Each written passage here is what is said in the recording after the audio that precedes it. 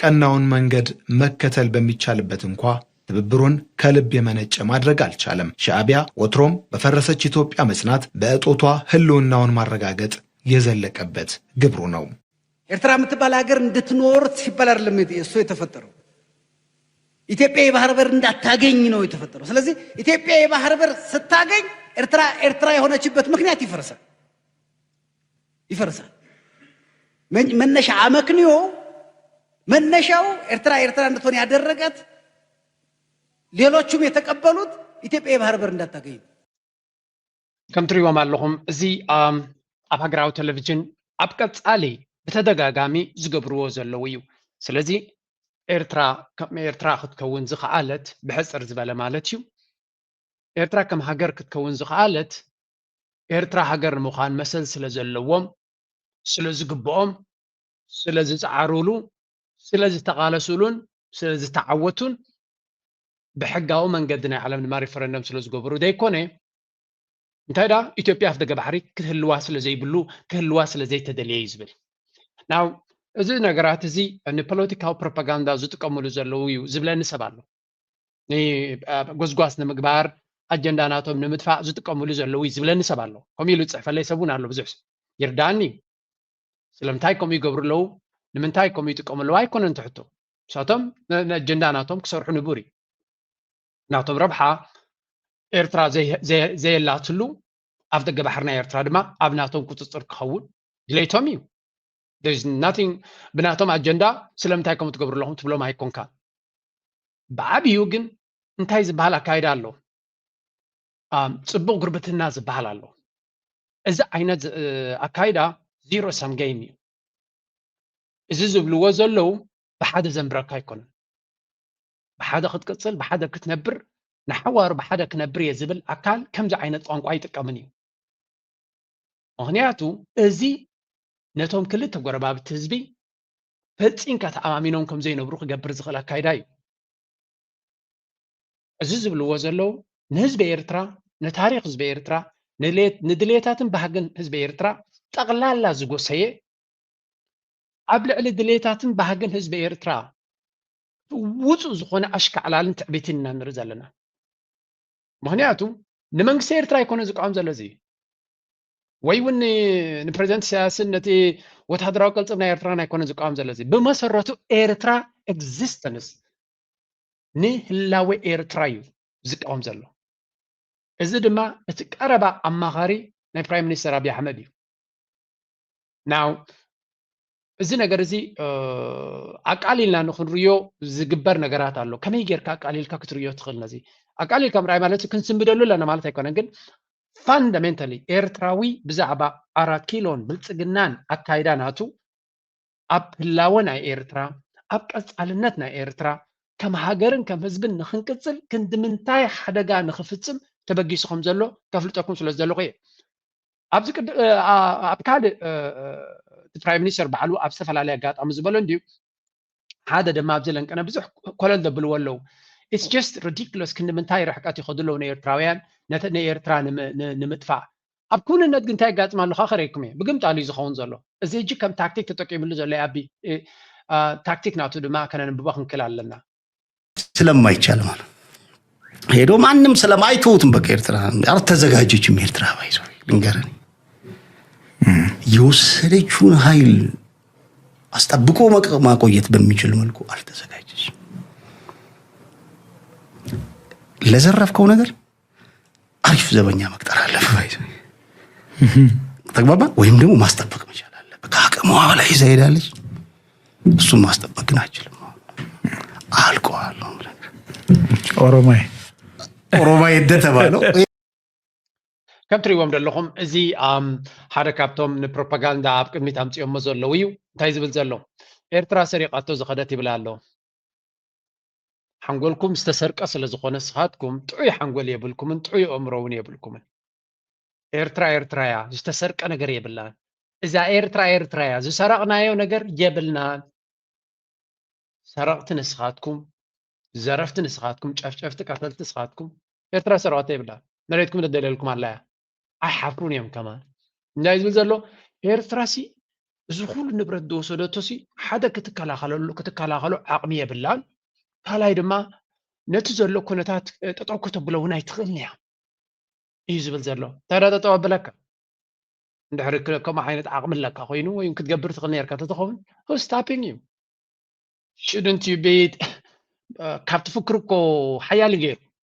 ሃየ እንደኺድዎም ሓደ ካብቲ ናይ ሻዕብያ ምስቲ ኩሉ እዚ ዘይገበረዶ ዝጎዲልና ንብለኮ ንዓኻትኩም ሰጥለጥ ከብለኩም ስለ ዝኽእል ጥራይና ንሕና ጥራይ ዘይኮነስ ዓለም ሙሉ ሪስፔክት ዝቦ ዓለም ሙሉ I'll show you the respect ካብ ንኤርትራ ዝወሃብ ከምዚ ናታትኩም ዘዘርከበ ዓጃው ክዕጅው ዘይኮነሲ ኤርትራ ዝፈልጦ እዩ ሪስፔክት ዝቦ ለተስኒ ኣብዚ ስምዑ فاشر في رقبة محمد بن زايد قتل ليبيا من خليفة حفتر وابنه صدام في رقبة محمد بن زايد صومالي لاند انفصالها نعلم صومالي لاند هناك مشكلة بين الصومال الإيطالي والصومال الإنجليزي الذي هو صومالي لاند الصومال الفرنسي صار دولة مستقلة جيبوتي خير من عرف مشاكل الإمارات الرئيس الإريتري أساس أفورقي أتوا بموانئ دبي وموانئ أبو ظبي يودون أن يصنعوا عنده أمورا عندما قال لهم ابنوا بنوا وانتهوا እንታይ ዝብል መሲልኩም ኣብዚ ንጉዳይ ናይ ኢማራት እንዲ ዝገልጽ ነዚ ኩሉ ከባቢ ከም ድሌታ እንትገብር ዘላ ሃገር እታ እንኮ ጽቡቕ ጌራ ዝፈለጠት ሃገር እንተላ ኤርትራ ትበሃል ሃገር እያ ካልኦት ኩላቶም መጻወቲ ናይ ኢማራት ኮይኖም ተሪፎም እዮም እናበለ ይዛረብ ስዑድያዊ እዩ ካብዚ ኩሉ ኣብቲ ዞባ ዝግበር ዘሎ ዕንደራ ነቲ ኩነታት እቲ መጀመርያ ተጋጊዮም ድዮም ከይተረዱ ንኢትዮጵያ ኢትዮማ ነይሮም ኢሉ ንኢማራት ኢትዮማ ነይሮም ድሓር ግን ምስ ተረድኦም እቲ ጉዳይ ኣብኣ ከሎ ካብዚ ዓድና ጥቕሊልካ ጥፍኣልና ዝበልዎ መራሕቲ ናይ ኤርትራ ፕሬዚደንት ኢሳያስ ኣፈወርቂ እዩ بن زايد ናይ ኢማራት መራሒ እቲ እንኮ ካብ ዓደይ ንብረትካ ጠርኒፍካ ተኻርጅ ዝበሎ ንሱ ነይሩ ኣብ ልዕሊኡ ድማ ነዚ ኩነታት ናይ ዞባና ብቐሊሉ ዝተረድኦ ብቐጥታ ዝተረድኦ እሞ ዘድሊ ስጉምቲ ክውሰድ ከም ዘለዎ ንግብፂ ኣብ ምእማን ንስዑድያ ኣብ ምእማን ነቲ ናይ ዞባ ምንቅስቃሳት ኣብ ምቕያር ዓብ ተራ ዝተፃወተ እንተሎ እቲ መራሕቲ ናይ ኤርትራ እዩ ናይ ኤርትራ ፕሬዚደንት ኢሳያስ ኣፈወርቂ ዝበሃል ዘሎ ስለዚ እዚ ዘረባ እዚ ብብዙሕ መንገዲ ንሰምዖን ካብ ብዙሓት ብዛዕባ ኤርትራ ዝዝረብ ንሪኦ ዘለና ኢና ብዙሕ ኣርቲክልስ ወላ ንፕሬዚደንት ኢሳያስ ከም እቲ ዝፀልዎ ሰብ ገይሮም ዝቆፅርዎ ዝነበሩ ፃዕዱ ገለ ጋዜጠኛታት ርኢ ኣለኹ ፈቲና ፀሊእና ኣብ ቀርኒ ኣፍሪካ ናይ ርሑቕ ጠመተ ዝርዳእ ስትራቴጂካዊ ጠማምታ ዘለዎ ኪንግ ሜከር ይበሃል እውን ኪንግ ሜከር ኮይኑ ዘሎ ኣብዚ እዋን እዚ ፕሬዚደንት ኢሳያስ እዩ ፍተዎ ፅልኣዮ ኣኽብሮ ኣይተኽብሮ ፋክት ኦን ግራውንድ ናይ ኤርትራ ፕሬዚደንትን ኤርትራን ተቐላሲት ሃገር ኣብ ቀርኒ ኣፍሪካ ዘላ ኣብዚ እዋን እዚ ነቲ ኩነታት ኣንቢባ ትክክለኛ ውሳነን ኣብ ትክክለኛ ቦታ እንደው ትብል ዘላ ኤርትራ እያ እናበሉ እዮም ዝዛረቡ ዘለዉ እዚ ከምዚ ኢሉ ከሎ ሓንቲ ነገር ኣምፅየ ኣብቲ ናይ ዞባና ከኣቱ መጀመርያ እዚ ሃውታትያን ዝኾነ መራሒ ቅድሚ ሕጂ እንታይ ኢሉ ነይሩ መኽረየኩም እየ ምክንያቱ ሓደ ግዜ እቲ ዝብልዎን እቲ ዘረባናቶም ቀፃሊ ስለዘይ ንከታተሎም ዘለና ወይ እውን ከምቲ ዝድለ ምክትታላት ስለዘይ ንገብሮ ድሓን እዚኣ መራሒ ስምዑለይ በተናጠል ተናገር ያለው ምክር ቤት መስማት ከፈለገ ግን ለአሜሪካ፣ ለቻይና፣ ለራሻ፣ ለአውሮፓ፣ ለአፍሪካ አሁን በተከበረው ምክር ቤት መግለጽ የፈለገው ነገር የኢትዮጵያ የቀይ ባህር አክሰስ ጉዳይ አይቀሬ ስለሆነ ቅድሚያ የሚሰጠው ሰላምና ንግግር ስለሆነ እባካችሁን ሸምግሉንና መፍትሄ አምጡልን። ይሄው ጥያቄያችን ነው። አሁን ሸመግልላችኋለን ሰላም ያስፈልጋል ብያሉ ማዘናጋት ከሆነ ግን ብዙ መሄድ አይመስለኝም ጉዳዩ እዚ ለንቀነ መራሕና ቻይና ከም ትሪእዎ ፀናሕኩም እንታይ ዝብል ነይሩ ንኩለን ሃገራት ሓቲተየ ንኩለን ሃገራት ንዓበይቲ ቻይና፣ ኣሜሪካ፣ ራሽያ ንኩሎም ኤሮጳ ሓቲተየ ጉዳይ ኣብቲ ገባሕሪ መፍትሒ ክንረኽበሉ ኣለና ኢለ ሓቲተየ ሸምግሉና ኢለየ ኣራይ ኦኬ ገለና በልካ ዝኸይድ ኮይኑ ፋይዳ ክህልዎ ኣይኮነን ይብል ነይሩ ኦኬ ቻይና ሓቲትዋ ከም ዝነበረ ነጊሩና ኣሎ ቻይና ዳ እንታይ በልዎ ለንቀነ ሚኒስትር ግዝያት ወፃኢ ናቶም ዋንጊ ናብኡ መፂኡ ከም ዝነበረ ዝከር ኮይኑ እቲ ዘገርም ኤምባሲ ናይ ቻይና ኣብ ኢትዮጵያ ዘውፅኦ ሓበሬታ ኢና ነግረኩም ዘለና እቲ ዝተሰማምዑሉ joint press release on the talks between the foreign ministers of the People's Republic of China and the Federal Democratic Republic of Ethiopia ኣብ መንጎ እዞም ክልተ ሃገራት ኣብዚ ዝግበር ዝቐነየ ኣገዳሲ ስምምዓት ዝገበርዎ ገይሮም ኣለዉ ሕጂ ኣብዚ ጉዳይ እዚ ኣብይ ኣሕመድ ንፁር ዘየከራኽር ስጉምቲ ክወስድ ተገዲዱ ከም ዘሎ ኢና ንርኢ ዘለና ቁፅሪ ሓደ ረይዎ እንታይ ብላ ቁፅሪ ሓደ ይኩን ሓንቲ ካብተን ነጥብታት ዝበልወን China attaches great importance to Ethiopia's role in the Horn of Africa. The Ethiopian side commends the result achieved over China's okay. On the basis of respect, peace. Okay, China's outlook on peace and development in the Horn of Africa. China, Abkarn Africa, Abit Amataloa, Ethiopia, Abigedaloa, Gen, on the basis of respecting the UN Charter, international law,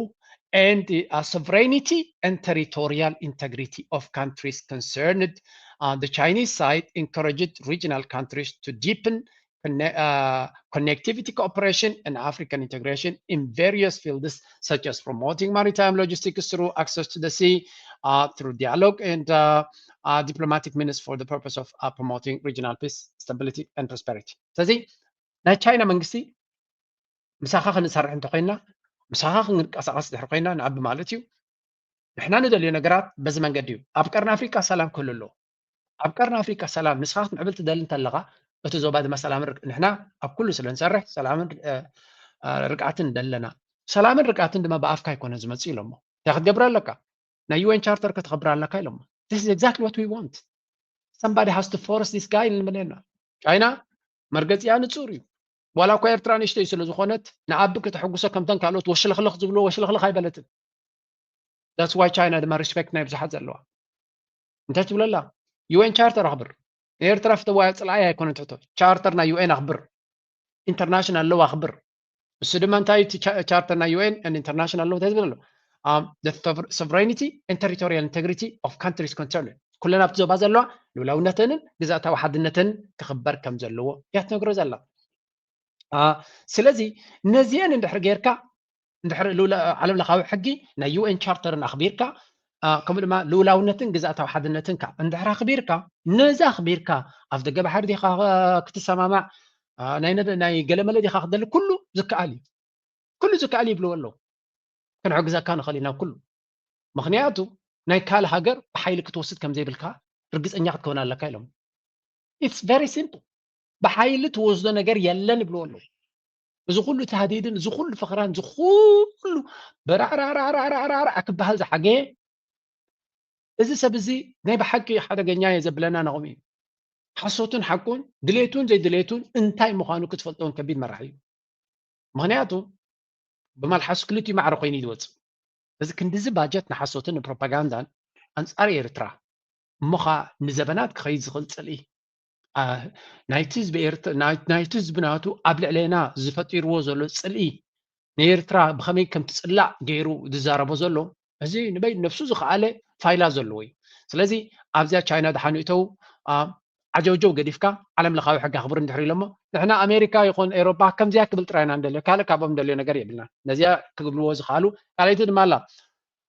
both sides reaffirm that the countries should abide by the basic principles established by the UN Charter and international law, respect sovereignty, territorial integrity of all countries, and oppose the use of threat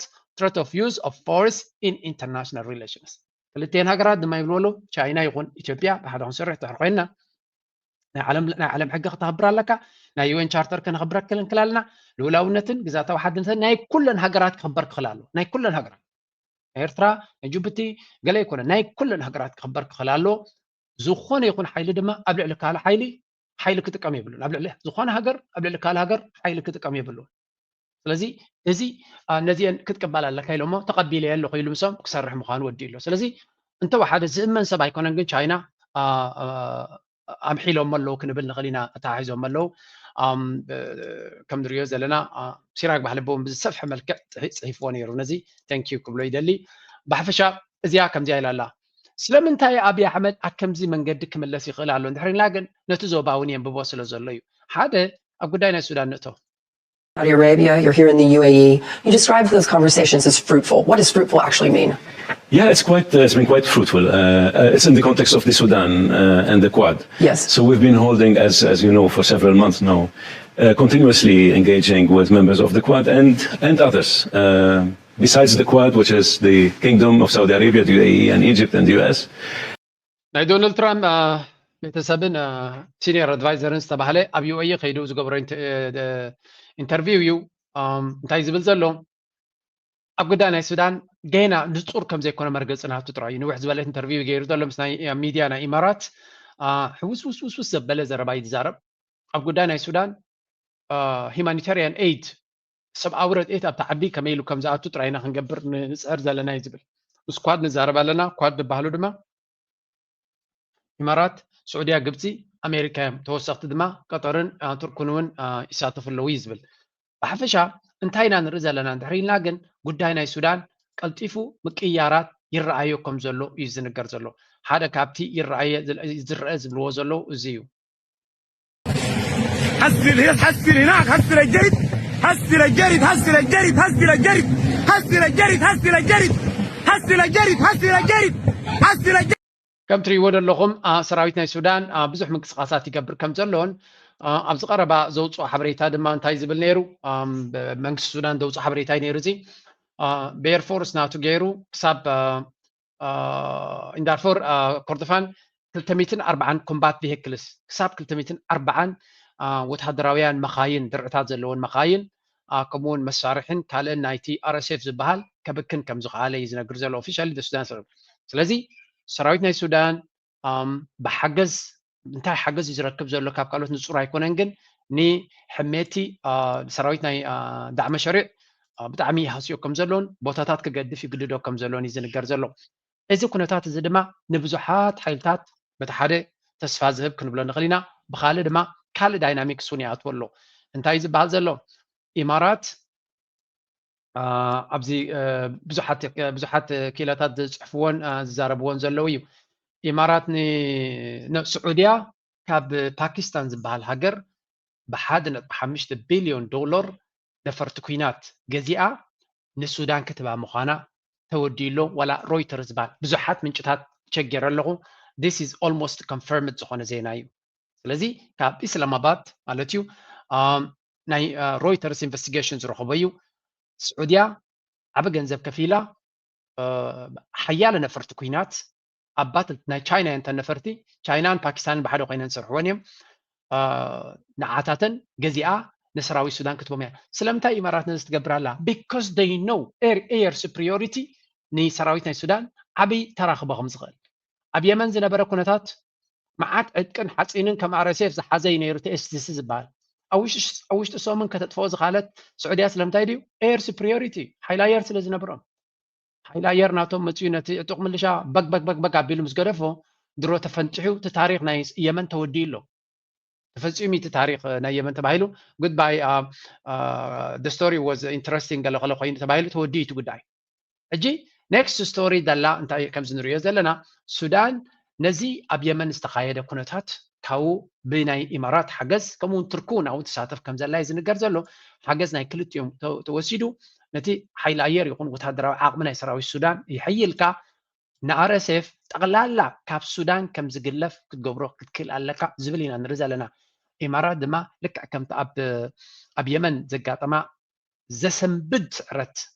زس دمم كمان كانوا بلون غلينا حج دما أب السودان كم يتبايا كم زلو يزنقر زلو now this زي ناي بحكي زقرم كونتات كوينو لنو بزحات نهزب السودان دما اتزبالت زقات وما نقر انتولو ازي قداي زي كاون زغل now زي ني السودان كسا كندزي لو تقبر لهم ديو نبي كبصحهم انتاي كون امريكا انتاي تراكز عواتيا امريكا بزي قداي زي امونغو كريتا نقرات يتغل كراز الله امونغو السعوديان اماراتين يتغل كراز الله سلازي ابزي قداي زي ايداكتو تيتخلنيا أفتقد ميت كنتاي لكم نيرا أبيت قداياتن أبيت فصامتاتن يصبي واصل زلو دخلت يوم كتكسروا ما يتدلني قدايكم بعلكم فتحيات ولا مدلل قدايكم بعلكم فتحوا حيل ديهم تفتحوه بمرداد ديهم تفتحوه بزررب ديهم تسمعوه تفتحوه it's up to you but solve this issue كاب قدسر وزعي أكيد قدايجن عين دلوني نايم زبلو زلو سلازي نريو زلنا معبالتات بزقل تفزقيد زلو السودان دما تسفى أبزهد مدرخ بزي حلا يزب هالزلو نحنا هذا قدايزي أبتكال كنتات كيس قرنا غلنا ናብ የመን እውን ክወስደኩም እየ ብፍላይ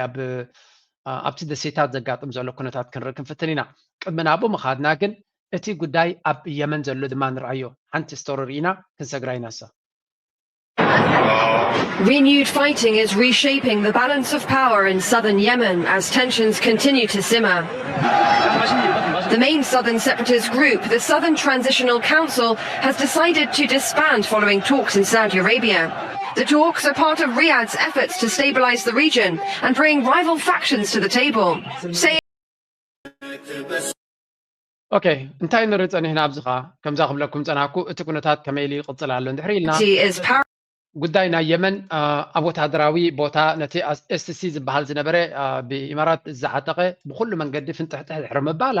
ንብሙሉኦም ፖለቲካውያን ሓይልታት ናይ የመን ኣምፅያ ስዑድ ዓረብ ኣብ ዓዶም ኮፍ ኣቢላ ሃየ ተዘራረቡ ተረዳዲኩም ሃገርኩም ኣመሓዳድሩ ወላ ነቲ ኤስቲሲ ዝበሃል ናይቲ ሳውዘርን ትራንዚሽናል ስቴት ዝበሃል ዝነበረ መራሕናቶም ሃዲሙ ኸይዱ ነቶም ዝተረፉ ግን ኣምፅያ ምስ ህዝብኩም ተዘራሪብኩም ሃገርኩም ብሰላም ከተመሓድሩ ትኽእሉ ኮንፈረንስ ጌራትሎም ይዘራረቡለው ስለዚ ኣብ መወዳእታ ብሓደ ተረዳድዮም ሃገሮም ከመሓድሩ ክኽእሉ ከም ዘለዎም ጌራቶም ኣላ ጉዳይ ናይ የመን ምናልባት ኣብ ዝበለፀ መንገዲ ይኸይድ ከም ዘሎ ዘርኢ ብዙሕ ነገር ኣሎ ግን ጸጥታ ናይ የመን ድማ ሃንደበት ክቕየር ዝኽእል ስለ ዘይኮነ እስትሪእዎ ዘለኹም ሓያል ዝኾነ ወታደራዊ ዓቕሚ ናይ ስዑድያ ናብ የመን ይኣቱ ከም ዘሎ ንምንታይ ስታቢላይዝ ንክትገብራ እቲ ሃገር እቲ እጡቕ ጉጅለ ምስ ስዑድያ ኮይኑ ዝሰርሕ ዘሎ ናይ መንግስቲ የመን ማለት እዩ ሓያል ወታደራዊ ዓቕሚ ረኺቡ ዓዱ ከመሓድረሉ ዝኽእል መንገዲ ንክፈጥር ዝኾነ ይኹን ክፍጠር ንዝኽእል እንተታት ድማ መብትእ ንምግባር ዝግበር ዘሎ ኣካይዳ ኢና ንርኢ ዘለና this is a very historic ታሪኻዊ ፍጻሜ ኢና ንርኢ ዘለና እዚ ታሪኻዊ ፍጻሜ ድማ ንዓና ንኤርትራውያን ዓብይ ተስፋ ዝህብ እዩ ምክንያቱ የመን ጎረቤት ህዝቢ እዩ ጎረቤትና እዩ ንዓና ኣብ ልዕሊ ጎረቤትና ድማ ኣዝዩ ቅርበት ዘለዎ እዩ ንዓና ጂኦግራፊካሊ ብፍላይ እቲ ኢማራት ዝበሃል ብክልቲኡ መንገዲ ናባና ብጉዳይ ሱዳን ክመፀና ዝሓሰበ ኣይሰለጠን ስለ ዝነበረ ብዝቐረበ ብኢትዮጵያን በዚ የመንን ገይሩ ክመፀና ይዘሊ ነይሩ ስለዚ ካብ የመን ተፀሪጉ ምውፅኡ ጥራይሲ ከም ሓደ ዓብይ ተስፋ ዝህብ ኩነታት እዩ ንኤርትራ ምክንያቱ ሕጂ እቲ እንኩ ድራማታት ናቱ ብኢትዮጵያ ይከውን ዝኽእል ኣብ ሱዳን ይፅርገፍ ኣሎ ኣብ የመን ተኣልዩ ኣሎ ኦልሬዲ ማለት እዩ ኣብ የመን እንድሕር ተኣልዩ ኣብ ሱዳን ድማ ኦልሬዲ ሰዓር እንተሎ ሓንቲ ተርፍ ኣብ ሱዳን እያ ሶማልያ ዳ እንታይ ክትከውን እያ ክትብሉ ኢኹም ኣብ ሶማልያ እውን ሓደ ኣገዳሲ ፍጻሜ ኣጋጢሙ ኣሎ ኣብ ሶማልያ ማለት እዩ ናይ ሶማልያ ጉዳይ ሕጂ ክንሪኦ ክንፍትን ኢና ምክንያቱ ናይ ሶማልያ ነፍሱ ዘተሓሓዝ ብዙሕ ነገር ኣለዎ ኣብ ናይ ጉዳይ ናይ ሶማልያ ክኾን ከሎ ዝኣቱ ፋክተርስ ድማ ኣለዉ ኣብኡ ኣትዩ ዘሎ ሓደ ትርኩ ዝበሃል ሓይሊ ይስምዕዎ I see Israel's recognition of Somaliland as the greatest misfortune possible for Somaliland. I mean, what greater misfortune could there be for a Muslim community, for a Muslim political entity? No one recognizes you, and the one that does is Israel. And it's not because of who you are, but for you to serve a malicious purpose, to serve one of its regional policies. I mean, if God has subjected you to this, then this is actually a great humiliation and a punishment. So this means one needs to exercise self-control. Now, Somaliland, ever since Somalia became a federal እንታይ ዝብል ዘሎ እዚ ሚኒስትር ጉዳያት ወፃኢ ናይ ቱርኪ እዩ እንታይ ዝብል ዘሎ ሶማሊላንድ እቲ ዝዓበየ ጌጋ ዝፈፀምዎ እንተሎ እቲ ዝዓበየ ከም ሓደ እስላማዊ ሃገር እቲ ዝዓበየ ውርደት ከጋጥመካ ዝኽእል እስራኤል ኣፍልጦ ክትበካ ከላ እዩ ንህዝባ እስላም ተሳቕ ዘላ ሃገር ሓንቲ እታ ዝኸፈት ናይ ሃገራት እስላምታ ዝኸፈት ሃገር ዝኾነት ንሳ ኣፍልጦ ክትበካ ከላ ካብኡ ዝኻፍእ ውርደት ክህሉ ይክእልኒ በቲ ናይ እስላማዊ ቋንቋ እዩ ዝብሎ ዘሎ ናው እዚ ፖለቲካዊ ዲስካሽን ስለ ዝኾነ ኣብ ሃይማኖት ኣይናኣቱን ኢና እንታይ ኢና ግን ንርኢ ዘለና ዝብል ዘሎ ጉዳይ ናይ ሶማልያ እዚ ናይ ሶማሊላንድ ዝበሃል ቅድሚ 2 ዓመት እውን አብይ አሕመድ አልዕልዋ ዝነበረ ምዃኑ ዝዛረብ ስምዑ Republic has been a structure with problems within the Somali federal system. There's no issue there. For this reason, when I came to our ministry, they introduced me to a colleague. They said, "Sir, this is the special representative for Somaliland." This colleague's job is to contribute to the efforts to ensure the agreed reconciliation between the Somali central government and Somaliland, one of our ambassadors. He handles this matter full time. He has now become our Director General for Mediation. This is a problem we are familiar with, but we have always wanted this within Somalia's territorial integrity and sovereignty for the tribes that make up Somalia to perhaps have a more autonomous structure. أجنتاي زبل زلوا قداي ناي سوماليا ناي سوماليلاند نحنا حدش نقرأ يكونن نحنا زرد عنا زنبرة جن ناي سوماليا لولا ونتن جزاتا وحدنتن كيف رسك أوشتو بشمجلنا كفتح زلوا مخانو أمينا ذكاء لنا نجبرت أن هنا يناوي بلانو انتو خوني أبي أحمد أبزا بقصه له كنتاتون رينا نتكون كنتات رينا أبي أحمد نتوزن برو أمبيشن حلمي نكاليوز جبرنا هنا نير سلازي قد مغلط عمد كجبر تفتينو زنبري أبي أحمد تمليسو قداي ناي سوماليا تخبري يلو تطو زبالة لومي تجمت إلى تجبرو زل إسرائيل ناي سومالي لاند حلوف تجداس الناس اللي زلوا زي كونه انت هيدا العلامة نسا أجندة ناتاك عيرة لعلو كلهم نعنا نقولنا هجرات السلام كتكررنا مدب سل زلوا يسمعوا بزي controlling the entrance to the Bab el-Mandeb. Anyone with a little knowledge of geography, a little geostrategic culture, can see what kind of game is being played simultaneously the moment they look at the map. Thankfully, we have taken our measures against this. We established our diplomatic contacts with great speed. Again, as the Islamic world and as countries in the region, we developed a cooperation. We also immediately negotiated with Western countries. We made a serious effort to ensure that no other country would recognize it. So, thankfully... كمتري ور لهم تايز بنزلو بحفشة أنت تغيروا زلو نقولنا هجرات إسلام حدا جاك فتر دخلي إسرائيل أب حدا من كراغرو نقولنا كتعز ونا كتفتنت لا لذي بخل زكاة لنا من جدي ولا مسمع ربعين هجرات زرايبنا بجك إسرائيل كلا هجر تقبل أفلتوني سوماليلاند كتب كم زي بالله بخل من جدي نقول لنا يزبزلو so كم نريد لنا إسرائيل لبينو نجارات غير زي كليو إلنا كنجمتين خلينا it's a very very strong نمحبر سب عالم كت أمازز خل هجر نطلو إسرائيل يكسر هذا سلزي جن نتكونتاتنا إسرائيل لما بدأ زخية زلوا رح كاتجن بخل من قد نريد لنا زي أكيدا زدما نتي دايناميكس نايزوبانا بزقلت فمن قد يزغير زلوا الصومالي لاند أفلتون نخيت ركب زي كونه زخون زلوا إسرائيل أبتبوتات نخيت مزق كل جيايز كاي زلوا كابز جياز استبقى سدما حيال زخون الفنتي alliances يقوم كم زلوا إذا نقدر زلوا هذا كابتي alliance كنا نحجب هذا بزح زي دفعوا لزنا برو أبزوان زجن بزقلت فملك أنا قرصنا حاجة زي ما تزلوا زبلوا زلوا زيو. Relations between Turkey and Saudi Arabia steadily warmed, even as the Middle East slid deeper into uncertainty. From the fragile ceasefire in Gaza to Israel's attacks across the region, Ankara and Riyadh increasingly found themselves on the same page. That alignment became even more visible after Israel's recent recognition of Somalia's breakaway region of Somaliland. Last week, Turkish President Erdogan held a phone call with Saudi Crown Prince Mohammed bin Salman, focusing on developments in Somalia and Yemen. Erdogan underscored the importance of preserving the territorial integrity and stability of both countries. The message comes as Yemen faces renewed volatility. كم رياضة لنا زي أمانجو سعوديان إماراتن أمانجو سعوديان تركن زنبرة زمدنا حماق كم زنبرة ذكريو ماس حماق قيدو بفرلاي أمانجو إردوانن محمد بن سلمان زمدنا ناتهم حماق كم زنبرة جازيتنيا ناي سعودي أب تركي إمباسنا سعودي أب تركي استقتلتي جمال كاشوجي زبهال قتل كله بزي أفلوت أنا تركو خمس زنبرة تركو أسبقة قطع كم زنبرة يذكر فلذي بوست فترة عم نقولتين هجرات زنبرة كنتات نبحمع قصو خيدو سلا زنبرة يتزم دناتي أحويقة نبحدة شركنات ناخد كيد زجبر زلو قعزو قليل كم زي كوني زنقر زلو سلازي أبزح الجوانجن كلتين هجرات عبيت إسلاميين هجراتين عبي كلتين نايسوني أمانتين أبتم سلمنا مالتيو سلازي زراخبان بزحنا قرالو بز حزب اللون ونكلاي مستي سالساي أمونغون كوينو دي سرح زلو دبلوماسياوي جوادا زلو هاجر which is جبت مالتش نحن لانرينا موضوع خنا متأسسار يرى كم زلو يزنقر زلو إذا جي نتكبابي أوان تاوتلوا زلوك اللي لا يكونن سلامتاي كنرينا. The second thing I think is the Saudi stance itself. Saudi was unprecedented in its clarity and its determination to defend and outline its red lines. And it backed that up with military force, not just talk. So this is a very different kind of Saudi Arabia from the one we saw trying to gradually claw back Socotra from the STC a few years back. And then thirdly, and lastly, the regional situation.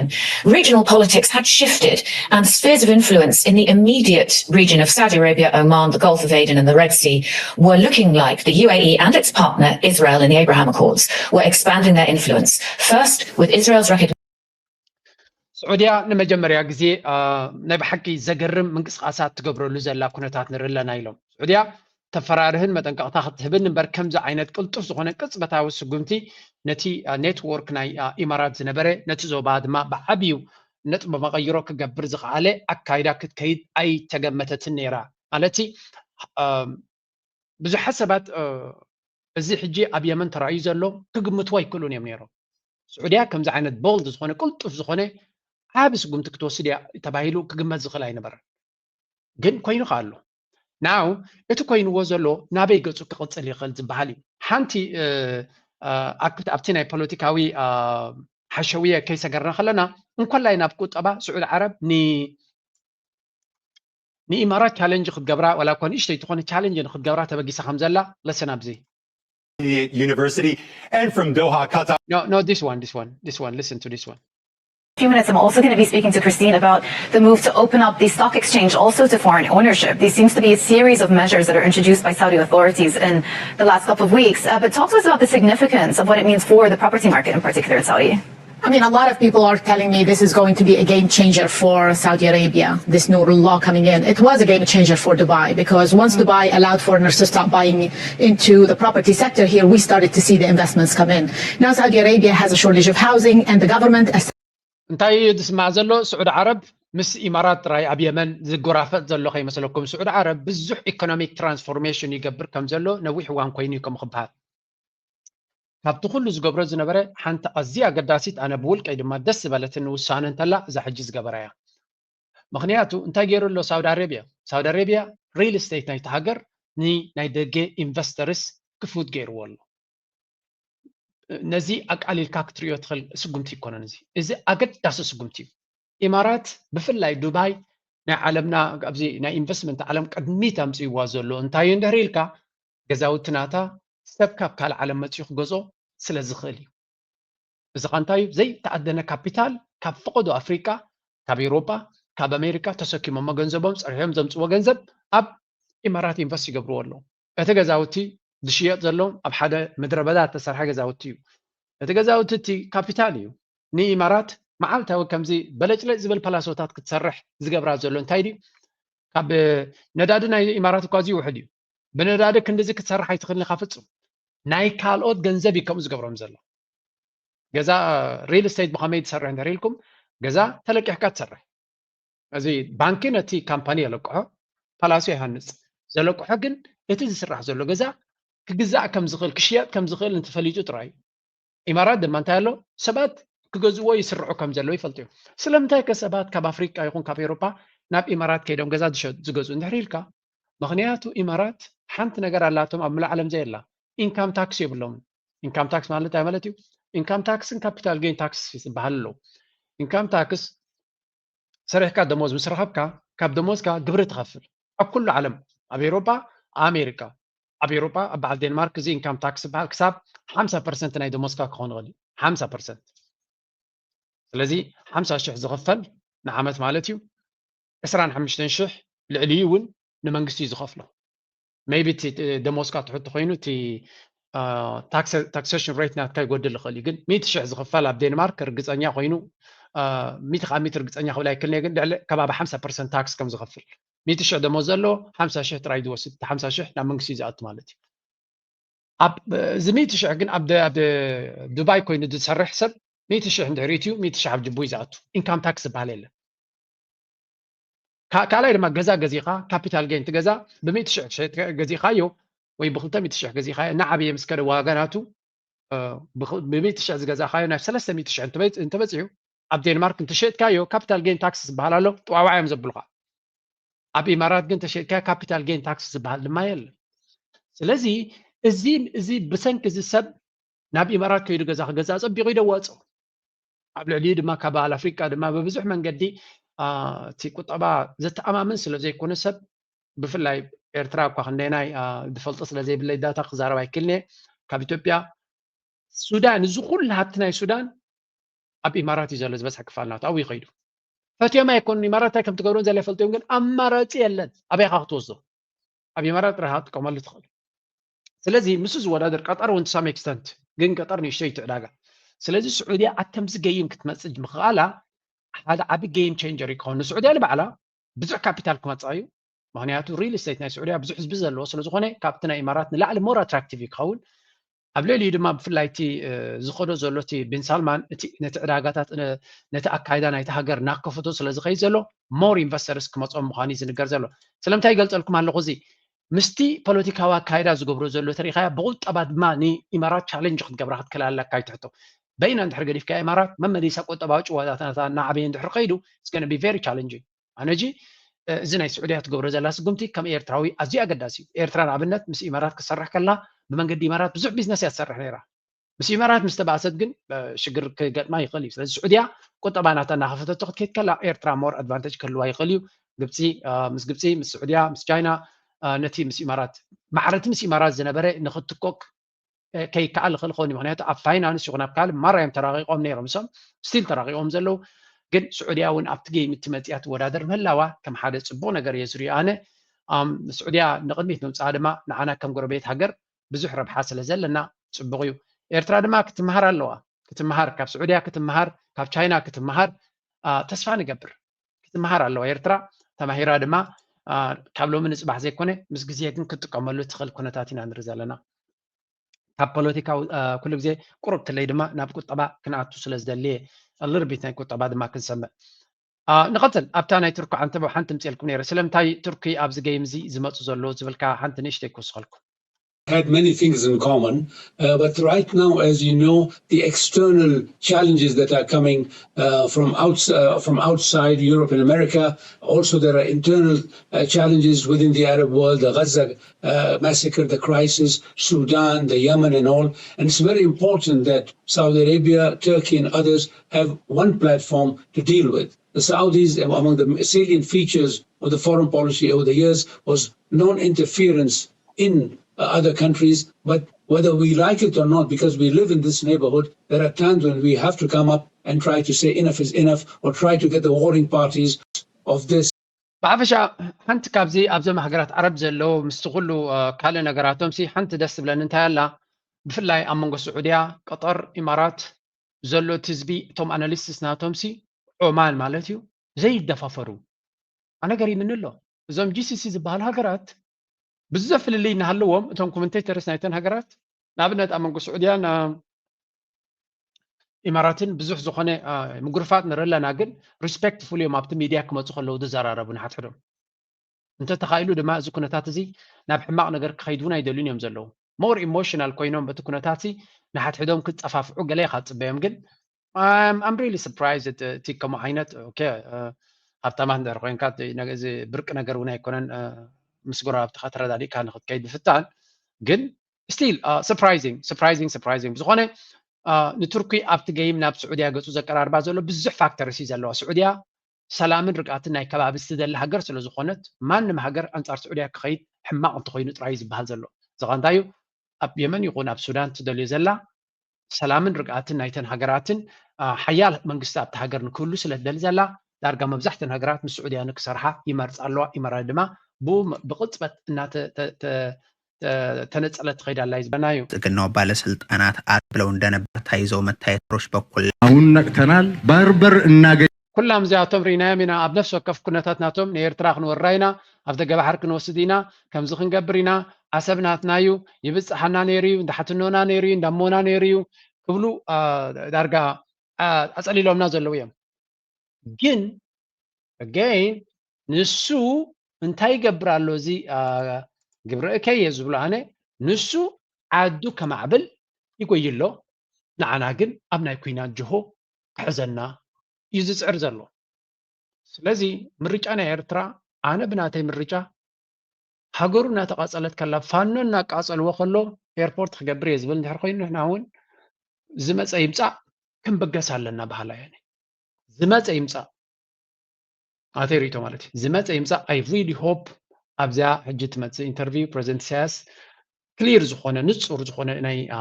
نبغس زبل حبريتك كبرنا مغنياتو زي تمانزي الأماناتو أفقدوا مجابايا من متيو إيرترا معبالة يبلاني لو كداخم جد إيرترا معبالة نخيط خيط دما بكويناتو ورا كويناتن أبناء كوينات منفسيتي وانا تهجر زخونة يقول من قصات كجبر كم دي تغل جيرو كأسرع نسجن تلقحون تمرقحون كم تريوزوا لهم أبعدوا بعبالتات كجبر بو غير دمانة تكنولوجي كنا يكالن قبل لا مسجات أمدما نيرترا حناني قالت كل محبر سبع عالم نبترا بحق حزوم سلزخل أنت أرى يرترا قلنا يدوك بالغليم حجي كنا ما بدي أسرع عم تحسب الخمس ስለዚህ እዚ ሰብ እዚ ሎሚ ቻይና እሚኖሞ ገለ ወይ ገለ ካብ ቻይና ዕዳ ስለ ዘለዎ ንሶም ዝበልዎ ሕራይ ኣሎ ግን ሰብ እዚ ፍጹም ዝእመን ሰብ ኣይኮነን ብሓፈሻ ኤርትራ አይ ሆፕ ነዚ ጉዳይ እዚ ሪያ ፕሬዚደንት ሃገር ኤርትራ ሓደ ኣገዳስን ህዝቢ ኤርትራ ከበስር ዝኽእል ጥዑም ዜና ሒዙ ክቐርብ ትምኒትና ንገልፅ ማለት እዩ ብሓፈሻ ካልእ ቀፂሉ እዚ ናይ ዓፋር ኣጀንዳ ስቂላ እያ ትቕፅል ዘላ እዮም ዝብሉ ዘለዉ ተሰለፉ ክልተ ተቃወምቲ ሓይልታት ኣገዛዝኣ ፕረዚደንት ኢሳያስ ኣፈወርቂ ብቕልጡፍ ንምዕላው ክንተሓባበር ይግባእ ብምባል ሓበራዊ ስምምዕ ቃልሲ ተፈራሪሞም ኣለዉ እዞም ክልተ ተቃለስቲ ውድባት መሰረቶም ህዝቢ ዓፋር ኤርትራ ዝገበሩ ኮይኖም ንዓመታት ነንበይኖም ቃልሲ ከካይዱ ፀንሖም ሓበራዊ ፀላእ ስለ ዘለና በበይንትና እንገብሮ ቃልሲ ይኾነና ዝበሉ ተቃወምቲ ሓይልታት ኤርትራ ብሄራዊ ጉባኤ ዓፋር ኤርትራን ውድብ ዲሞክራሲያዊ ቀይሕ ባሕሪ ዓፋርን ከም ዝኾኑ ድማ ማዕከን ዜና ዶይቼ ቬለ ገሊጹ ኣሎ ከም ፀብጻብ እቲ ጀርመናዊ ማዕከን ዜና እንተኮይኑ ድማ ብሄራዊ ጉባኤ ዓፋር ኤርትራን ውድብ ዲሞክራሲያዊ ቀይሕ ባሕሪ ዓፋርን ኣንጻር ስርዓት ግደፍ ብብረታዊ ቃልሲ ንምምካት እዮም ኣብ ሰሙን ሓበራዊ ስምምዓት ፈሪሞም ዘለዉ ናይዞም ክልተ ተቃወምቲ ውድባት ኣንጻር መንግስቲ ኤርትራ ዝተገብረ ስምምዕ ድማ ኣብ ኢትዮጵያ ከተማ አዲስ አበባ ከም ዝተኻየደን ምፍላጥ ተኻይደ ኣሎ ኣብቲ ዝተኻየደ ስምምዕ ኣመልኪቱ ንማዕከናት ዜና መግለፂ ዝሃበ ኣባል ፈጻሚ ስራሕን ኣፈኛን ብሄራዊ ጉባኤ ዓፋር ኤርትራ እዚኣ ጉዳይ ናይ ዓፋር ትብል ቅድሚ ሕጂ እውን ነጊረልኩም እየ እዛ ናይ ዓፋር ኣጀንዳ መሰረታ ካብ ኢማራት ምዃና ነጊርናኩም ነርና ስለዚ ከመይ ኢላ ክትመውት ምዃና ክትርዳእኩም ክትክእል ኣለዋ ገለ ካብተን ብጎረርአን ክሕነቓ ዝኽእላ ሕንቕ ኢለን ክሞታ ዝኽእላ ፕሮጀክት እያ ዝብል እምነት ኣለኒ ምክንያቱ እቲ ናይ ኣጀንዳ ናይ ብልፅግን ናይ ኢማራት ንኩለን ሃገራት መቃቂልካ ፖለቲካ ምስራሕ ስለ ዝነበረ እዛ ጉዳይ እዚኣ እውን ስቲል ኣብ ስለ ዘሎ ክትቅፅል ትኸውን እያ ንዝተወሰነ ግዜ ግን ልክዕ ከምተን ካልኦት ተሓኒቐን ዝሞታ ዘለዋ ከምዚ ናይ ውንጅር ዝኾና ፕሮጀክትታት ከምአን ተሓኒቓ ክትመውት ትኽእል ጉዳይ ምዃና እዛ ናይ ዓፋር ክትበርሓለ ጀሚራ ኣላ ብዝኾነ نقص الحنت بزياد زبلوا زلونا بيرترا خسجر يشو جبحري لحتو ملعل كابت جمرات حيزها اتبل على ونت ኤርትራ ይደራደር ንዩትብል ሕወሓት ዕንቅፋት ከይኾና ኸሰገ 50 ሕዝብ ፍለጥዩ ብፍላይ በመንጎ ሕወሓትን ህግደፍን ዝተፈጥረ ጽምዶ ነቲ ኢትዮጵያ በኃይለ ከመድሱ የዝበለቱ ኣፍ ደገ ባሕርን ምሕናቕ ዝተሓሰበ ዝምድና ከም ዝኾነ መንግስቲ ኢትዮጵያ ብዓውታ ክገልጽ ጸኒሑ ኣሎ ማዕከናት ዜና ኢትዮጵያ ገንጣይ ኣስገንጣይ ዝብል ሓርጋት እናሰጓዓ ኢትዮጵያ ኣፍ ደገ ባሕሪ ብሰንኪ ሕወሓት ከም ዝሰኣነት ዘመላኽቱ ተረኻት ይደጋግም ኣለዋ ካብዚ ብተወሳኺ ነባር ኣመራርሓ መንግስትን ነባር ኣዘዝ ሰራዊትን ኢትዮጵያ ዝነበሩ ተጋሩ ናብ ማዕከናት ዜና ኢትዮጵያ እናተስሓቡ ኣብ ኣድላይነትን ዋንነትን ኣፍ ደገ ባሕሪ ክዛረቡ ይረኣዩ ኣለዉ ሕጂ ድማ ተቃወምቲ ውድባት ትግራይ ኣብ ጉዳይ ኣፍ ደገ ባሕሪ ምስ ማዕከናት ዜና ኢትዮጵያ ክዛረቡ ጀሚሮም ኣለዉ ኣብ ዘመነ ኣክሱም ዝነበረ ስልጣነ ኢትዮጵያ ምስ ኣፍ ደገ ባሕሪ ዝተተሓዘ እዩ ነይሩ ኣፍ ደገ ባሕሪ ንኢትዮጵያ ስትራቴጂካዊ ረብሓ እዩ ንነዊሕ ዘመናት ወናኒት ኣፍ ደገ ባሕሪ ዝነበረት ሃገር ኮነ ተባሂሉ ክትግለል ተገይሩ እዩ ክብል ፕረዚደንት ንጹራት ዘራራታት ነገርና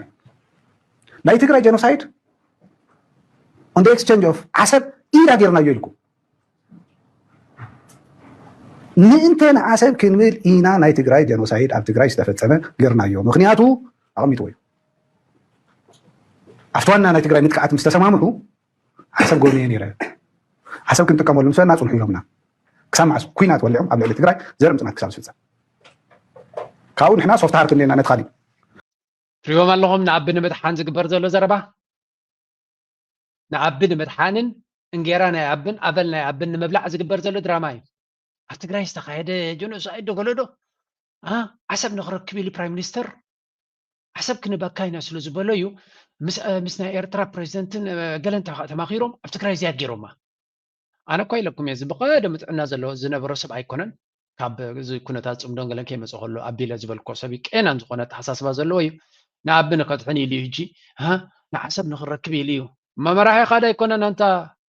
እንታይ ማእ ከዛርቡና እዮም መራሒ ካ እንድሕሪ ኮይኑ ክሓልየልካ ይግብኦ ዘይ ንዓኻ ብዓሰብ ሸይጥካ ምኻውን ላዕሊ ውርደታይ ኣለዉ ዓሰብ መሬት እዩ መሬትካ እውን ኣይኮነን ወደብካ ኣይኮነን ዓሰብ ክረክብ ኢሉ ንዓኻ ጀኖሳይድ ክፍፀም ኣፍቂደላ ሕሊፊ ይብኒ እንድሕሪ ኢልካ ኪድ ምስኡ ተኻሰስ ኪድ ምስኡ ተኻሰስ ናብ ኤርትራ ደምፅእ ምክንያት የብልካ ስለዚ ከም ንሪኦ ዘለና ዘርከበይ ናብ ኤርትራ ገጾም ምንብሃቑን ዘሎን ዘየሎን ኣንጻር ኤርትራ ምዝራብን ንቡር ስለ ዝኾነ እዩ ስምዖን እሺ ድሓን ዓሰብ ከካት ኮይነ ትግራይ ነጥፍ ናይ ትግራይ ደቂቃ ነጥፍ ትግራይ ነጥፍ እያ ፕሪቶሪያ ስምምዕነት ክንፈራረም ከለና ትግራይ ዝነበረ ኩናት ደው ክነብሎ ከለና ሓሪቆም ተባኢሶምና ሕዚ ኣብዚ ጉዳይ እዚ ከክንዲ ዓሰብ ከክንዲ ስልጣን ከክንዲ ለጅትመስ ናይ ፖለቲካል ለጅትመስ ምርካብ ተባሂሉ ግዳይ ተገብረት ትግራይ ሓውዚ ኣብ ክልተ ተመቂልና ኢና ንሓስቦ كالي نمرح إنك تتقع توايل يو هذا مليون هذا مليون مويتو الناس بحنبر مسرج جاي لا قصري له بيكتم كون كذا قصر خد أندر ما ينتقبلها مونجرنو أبزي بقول تعرف ميتا هذا مليون مويتو هذا مليون إذا عنا ولا نتقرأنا فرار على نقيم من تيلان بحفشة كم تريوم زلهم تقوسي ناي تقراي political discourse كم زنريو زلنا هنا تقارو دل ناي مودا مستقراي حويسهم قبل الإيرترا زهر موازلو خصمه በኤርትራ በኩል ዱባይ ሊላክ የነበረ እጅግ ከፍተኛ መጠን ያለው ወርቅ 1.8 ቶን ወይም 18 ኩንታል በመንገድ ላይ መጥፋቱ ተከትሎ በህወሓት ጀነራሎችና በኤርትራ ወታደራዊ አመራሮች መካከል ከፍተኛ አለመግባባት መፈጠሩን የህወሓት የውስጥ ምንጮች አጋለጡ። ጉዳዩን በቅርበት የሚከታተሉ ምንጮች እንደገለጹት ይህ ህገወጥ የኮንትሮባንድ መስመር ባለፉት ወራት በኢዛ كم تريوم دلهم جدما ورق كاب تقرأي وتيو بإيرترا خيز نبرة طفيل لو قليم سولو زلو تجتي نبيرترا كاز جبر كسن حسوتن شفت انتي مودة تاسلو زي بلو قاليو أبو خلقة شفافيل كام حلافيو حنتنا مودة تابي توبيا بزاقرنا هنودنا بإيرترا خسقنش يا تاريخ لرجم زمانات بنصانت ينورة شاقر يتاريخ عقر اندعهونو يعلى كفو استدادر كفو امرار قطمات يعوكم يكفى بتاريخ بتقور قلم يتصافى زبنا عبين إثيوبياويان بتاريخ كم زعينات حسام ريناين فلتنينا هايبل اللو اتشم إثيوبياويان زبنا عبي كم يالو انتاي وردو مالو تكونتات نجزي زقدف كوينو زين هنا قداماتينا زين تنكنا بلاي نخلينا كبيد بدهو قتيموهم كم زلو يوم زارب زلو نحنا نكمل زقدسنا إذا سبايزي بروح يكونن نحنا ون شجر كفترنا زخل مراح مخانيز نجرزلو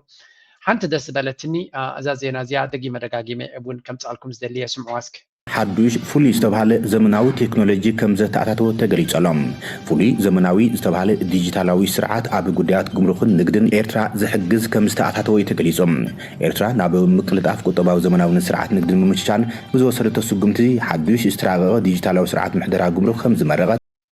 Enhances trade facilitation with new digital customs management system. In a significant step toward economic modernization and enhanced trade efficiency, the state of Eritrea has launched a cutting-edge digital customs management system. This initiative replaces an outdated legacy platform in use since 2007 with a more advanced, flexible digital solution designed to streamline customs processes, reduce delays. كم زنريز لنا زي ناي جمرك نا إيرترا ني ويون أتاوش تهجر نعو تكنولوجيكاوي وكاد ديجيتالاوي نمقبار استوس دس قمت بيو ان دي بي أبي كبر زقبو أبي أقداس نزل لويو أبحدش عمت بمخانو زي بروجكت زي نقدنا يتهجر أتاون وزاينا يتهجر ناخد جبر منقست زي أكل أتاويتات نخركب تمسرح ناي أتاون وسعين دما بسلوت إنك نكخيد أتزبلز أتبقصوخ جبر زغل أزيو يو إن دي بدما عبك كبر لنا عبد مسكانا لني إيرترا عبد العزي كالي إنا وسخت كتكيد عبد العزي كالي إنا ندغت كتكيد عبد العزي إنا أما حيشت كتكيد إنا تسفى نقبر بريليانت بروجكت كابزل لنا يو خنك تسلوزل لنا هذا كابتي كم يوم عينت بولد زخونو أكد تستي نتكو طبع عبي مسرت كونو زغولو نقرات كجبرو تسفى نقبر نشتاي كوي نزل رايكا مغنيات بغاد تاخي تريوس لتخليو زغن عبي قلاسي بوتاكس عوز زغليو كلا ولا بيتيوبيا كمان معرض قبل علينا زلهم صلي بزوف زعبوك زاروا بوست غير لهم عاد صلي دوت انا زلاو ግን this is a project that ናይ بحق ኤርትራ ንጽቡቅ ተበግሶ UN ድማ ዓብ ምስጋና ዝግቦ ነዚ ፕሮጀክት እዚ ንኤርትራ ምሕጋዙን ምስልጣኑን ጽቡቅ እዩ ምናልባት ሓንቲ ናይ መወዳታ እዚኣ ክበኩሞ ወላ ብቐጥታ ታሪክ ተዛዋርግ ድነሲ ኣድረስ ገብሮ ማለት እዩ ግን በዚ ናይ በትናይ ስትራቴጂ ናይ ጽምዶ ተራሪናዮ ክልል ትግራይ ምስ ኤርትራ ዳይሬክትሊ ገለ ተመሓደረሉ ተሰርሓሉ ጉዳይ መንግስቲ ንመንግስቲ ዝኸውን ነገር ኣይኮነን ኢንፋክት ብኸምኡ እዩ ካብቲ ኦፊሻል ውፅእ ኢልካ ህዝቢ ንህዝቢ ኮይኑ ንካልኦት ዝግደፍ ማለት እዩ ስለዚ ኣብ ገሊኡ ናይ ሓፈሻዊት ናይ ቶምን ኢና ዘለና እዚ ክንገብር ኢና ክበሃል ከሎ ንኤርትራውያን ካልእ ዕላዊ ዝኾነ ናይ መንግስቲ ኤርትራ ፖሊሲ ንህዝቡ እዝን ውጥናት ኣለና ኣብዝን ክንሰርሕ ኢና ኢልካ ካልእ ዕላዊ ዝኾነ መገዲ ዘሎ ዕድላት ከየምልጠና ስንታይ እንተገበርና ሓይሽ ኣብ ጭብጢ ዝተመርኮሰ ዝብል ሕቶታት ተዝለዓል ብለኒ ይኽብል ፀኒሑ ብርግፅ ንዓይ እውን ብፍላይ ዋላ በዓል ቀጠር እውን ደሓን ኩነታት መስተ እንተወሓደ ኣብቲ ናይ ኣሰላልፋ ናይ ጋልፍ ምስ በዓል ስዑድያ ከም ዘለዋ እዩ ዝረኣየካ ካልኦት እውን ዝረሳዕ ክኸውን ይህልዋ ኮነ ሱዳን ከኣላ ብርግፅ ብሓፈሻ ናይ ፕሬዚደንት ናይ ኤርትራ ኣብዚ እዋን እዚ ዝግበር ኢንተርቪው ናቱ ንዑ ፎርካስት ንክገብሩ ዝተዘራረብዎ እዩ ወጣ ኣባ ዳንኤል ከምኡ ድማ ኤሪ ኢንተግሪቲ ሚድያ ጋዜጠኛ ተወልደ ዝገበሮ እዩ ነይሩ ኣብኡ ከይድኩም ስምዕዎ ፕሊዝ ቨሪ ኢንትረስቲንግ ኢሳያስ አፈወርቂ ከምቲ ቀደም ዲዋላ ባህል ስታይል ምስ ህዝቢ ሕቶን መልስን ክገብር ምስ ህዝቢ ክዕለሉን ጽቡቕ እዩ ምክንያቱ እንታይ መስለካ ሕጂ ኣነ መብዛሕትኡ ናተይ ግምት ጌጋ ክኸውን ይኽእል ኣይፈልጥን እየ ግን ህዝቢ ኤርትራ ክሳብ ሕጂ ክከላኸል ክምክት ይፀኒሑ ብዙሕ ናይ ኢንፎርሜሽን ሃብታም ኣይኮነን ድሓር ዋላ ህዝባዊ ግንባር ከማን በቃቐት እዮም ኢንፎርሜሽን ኣብ ምንጋር ገለ መለ በቃ ዋላ እቲ ዝሰርሕዎ ዘለዉ ነገር ንምንታይ ይኹም ህዝቢ ዘይተርእይዎ ገለ ተልካ ንሓንቲ ህዝቢ ባዕሉ ሪኤሎም ዶ ብዙሕ እኮ ከምዚ ዘድሊ ይኮነን ገለ እዮም ድብሉካ ሕጂ እንታይ እየ ክብለካ ደልየ ምስ ህዝቢ ዝገብሮ ቃለ መሕትት ተዝህሉ ነይሩ ፅቡቅ መኾነ ነይሩ እየ ድብል ማለት እዩ ካልእ ኣብታ ናይ እንታይ ወጣ ኣባ ድማ ብሪልየንት ሓሳብ ኦፍ ኮርስ ከምቲ ቀደም ኣብ ዝተፈላለየ መድረክ ምስ ህዝቢ ዝግበር ዝነበረ ኢንተርቪው ከምኡ እውን ኣብዚ እዋን እዚ ኣድላይ እዩ ኣት ሳም ፖይንት ዊ ኒድ ቱ ጌት ባክ ቱ ቤዚክስ እቲ ቀደም ንገብሮ ዝነበርና ንኤርትራ ድማ ንህዝቢ ኤርትራን መንግስቲ ኤርትራን ብሓደ ተጠናኒጉ ክኸይድ ነዚ ኩሉ ብድሆታት ንክሰግር ዝገብር ዝነበረ ምስ ህዝብካ ኮፍ ኢልካ ምዝርራብ እውን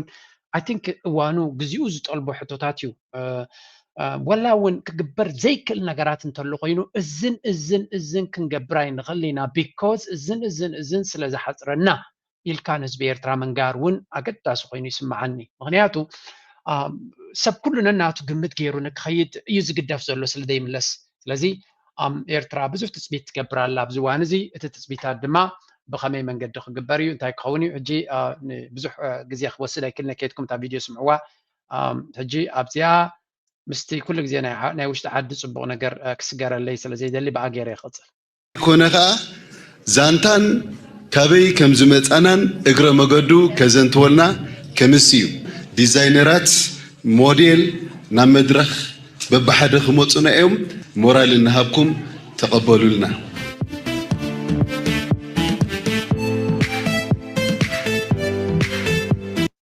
መቸም ኤርትራ ኣብ ፋሽን ከምኡ ድማ ኣብዚ ስነ ጥበብ እቶም መንእሰያት ኣብኡ ዘለዉ ክሬቲቪቲ ናቶም ዝያዳ ዊና ንሪኦ ዘለና ዘሐጉስ እዩ ዘሕብን እዩ ባህልና ንምዕቃብ ብባህልና ንምኹራዕ ኤርትራውነት መንነት ንምሕያል ዝግበር ዘሎ ስራሕ ናይ ብሓቂ ዝምስጥ እዩ ኣገዳሲ እዩ እቲ መንእሰይ ድማ ዝያዳ ኣበይ ከም ዝሰሓብ ንሪኦ ኣለና ኣይ ሆፕ እቲ ልክዕ ከምዚ ናይ ፋሽን ጥራይ ንገብሮ ዘለና ናይቲ ኢኖቬሽን ናይቲ ፈጠራውነት ናይ ቢዝነስ እውን ሓደ መዓልቲ እዚ እኳ ቢዝነስ እንድዩ ፋሽን ቢዝነስ እዩ ምክንያቱ ስራሕ እዩ እዚ ግን ኣብቲ ካልእ ዓውዲ ድማ ከምኡ ዓይነት ቆላሕታ እንተዝግበረሉ ምክንያቱ እዚኣቶም ፅቡቕ ዝኾነ ፖቴንሻል ዕዳጋ እውን እዩ ይሽየጥ እዩ ይኸይድ እዩ ክዳን ይኸይድ እዩ እቶም ካልኦት ፈጠራውነት ንብረት ዝሰርሑ ዘለዉ ግን ክንድኡ ዝኣክል ዕዳጋ ከይረኽቡ ክእሉ እዮም ንደገ ገለ ስለዚ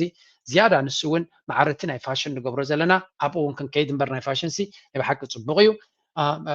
ይረኣየኒ ብዝቐረባ ድማ ዝበለፀ ዕብየት ክገብር ከም ዝኽእል ምክንያቱ ደገ ዘሎ ሰብ ብቐጥታ ክሳተፎም ምሶም ክገዝእን ምስ ቴክኖሎጂ ክመፅእ ዝኽእሉ ድማ እዚኦም ሰባት እዚኣቶም ዌል ፖዚሽንድ እዮም ዘለዉ ነቲ ንብረት ናብ ደገ ዘሎ ህዝቦም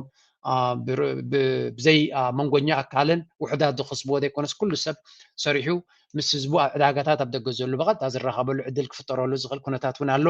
ስለዚ ኣይ ሆፕ እዚ ኩነታት እዚ ክመፅእ ናይ ሎሚ ኣርእስቲ ኣብዚ ክውድእ ክፍትነ ኣብ ካልእ ኣርእስቲ ድማ ካልእ ከምኡ ዝመስል ክበኩም እየ ላይክ ግበሩ ሼር ግበሩ ሪኢቶኹምን ሓሳብኩምን ብሃናፅ መንገዲ ግደፉ ምዝያ ክገጥፈኩም ኖ ሓንቲ ባ ሶሪ ብዝያ ዝረሳዕኩ ኣላ እዚኣ እስከስምዑለይ ብርሃን ዓይነይ ጋባኺ ክፍለ ፍፅም ዘይኮነለይ ክፅዕር ክደክም ብዘለኒ ዓቕመይ ዝወረ እዚኣ ደርፊ እዚኣ እዛ ሓውና ሰዲድለይ ንሓንቲ ጓሉ